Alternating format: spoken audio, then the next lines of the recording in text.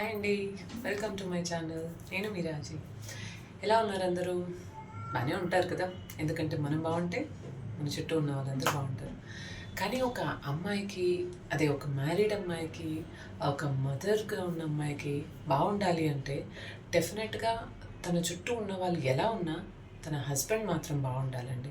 ఎందుకంటే పొద్దున లేచినప్పటి నుంచి ఒక వర్కింగ్ మదర్గా తను ఎన్ని స్ట్రగుల్స్ ఫేస్ అవుతుంది, ఒక మదర్గా తను ఎంత హర్డిల్స్ గోత్రూ అయితే ఒక డే గడుస్తుంది అనేది, ఇవన్నీ హ్యాండిల్ చేయాలి అంటే తన స్పౌస్తో తన రిలేషన్షిప్ నిజంగా బాగుండాలండి.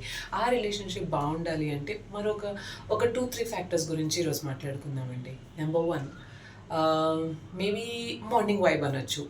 మనం ఎవరమైనా సరే మార్నింగ్ లేచినప్పుడు మన మూడ్కి ఎలా ఉంటుంది అనే దాన్ని బట్టి మన డే మొత్తం క్యారీ అవుతుంది, అవునా కదా? రైట్. సో అదే మార్నింగ్ నేను ఫర్ సపోజ్ ముందు రోజు రాత్రి చాలా లేట్ అయిపోవడము, వర్క్ ఎక్కువ ఉండడం వలన నేను పడుకుండిపోయానండి, మార్నింగ్ లేవలేకపోయాను. So I have lot of work to finish.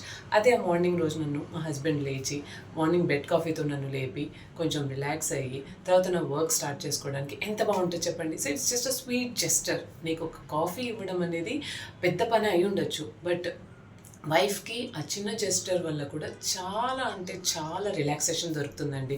Try చేసి చూడండి, చిన్న చిట్కా. డే మొత్తం మీ వైఫ్ మీ మీద అరవకుండా మిమ్మల్ని హ్యాపీగా చూసుకుంటుంది. Okay. Second point, sharing and caring అని చెప్పచ్చండి. మోస్ట్లీ ఈ పరుగులు బిజీ లైఫ్స్లో ప్రతి ఒక్కరికి టైం తక్కువ అండి. సో ఆ టైం తక్కువ అవ్వడం వల్ల చిన్న విషయానికి పెద్ద విషయానికి మనలో ఫ్రస్ట్రేషన్స్ పెరిగిపోతుంటాయి.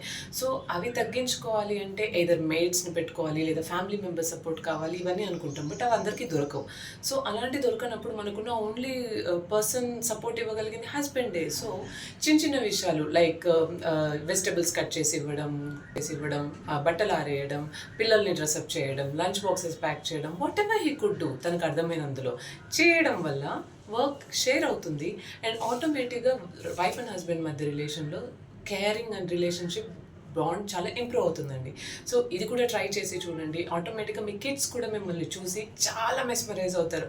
మా నాన్న ఇన్ని చేస్తున్నారా, అమ్మ కూడా ఇన్ని చేస్తుందా. So they will also start learning all these things. Okay, moving to third point అండి, respect. Whatever it is, respect your spouse. అది ఉంటేనే ఇద్దరి మధ్య రిలేషన్షిప్ స్ట్రాంగ్ ఉంటుంది, లాంగ్ రన్లో రన్ అవుతుంది. లేదా it is just like on a thin line, ఎప్పుడైనా బ్రేక్ అవ్వచ్చు. Anybody can go up and down, but ఆ రిలేషన్షిప్లో రెస్పెక్ట్ లేకపోతే it can break any time.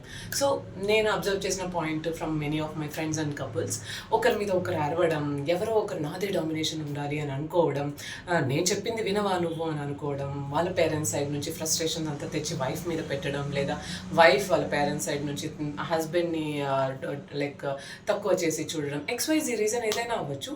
ఆటోమేటిక్గా చిన్న మన సర్కమ్స్టాన్సెస్ వల్ల మన ఇద్దరి మధ్య రెస్పెక్ట్ తగ్గితే దానివల్ల మన ఎంటైర్ లైఫ్ సైకిల్ డిస్టర్బ్ అవుతుందండి. ఇది మీరు నమ్మినా నమ్మకపోయినా ఎక్స్పీరియన్స్తో నేను చాలామందిని చూసి చెప్తున్నాను. So it works. రెస్పెక్ట్ ఇచ్చి చూడండి, give respect and take respect and you will be like a happiest couple. So మీకు నచ్చిన టిప్స్ని మీరు కూడా కమెంట్ చేయండి. I will try to follow the same. So నా టిప్స్ మీకు నచ్చినట్టయితే ఖచ్చితంగా ఫాలో అవ్వండి. అండ్ నా ఛానల్ని ప్లీజ్ సబ్స్క్రైబ్ చేసుకోండి. Thank you so much for your support. Bye bye, see you later.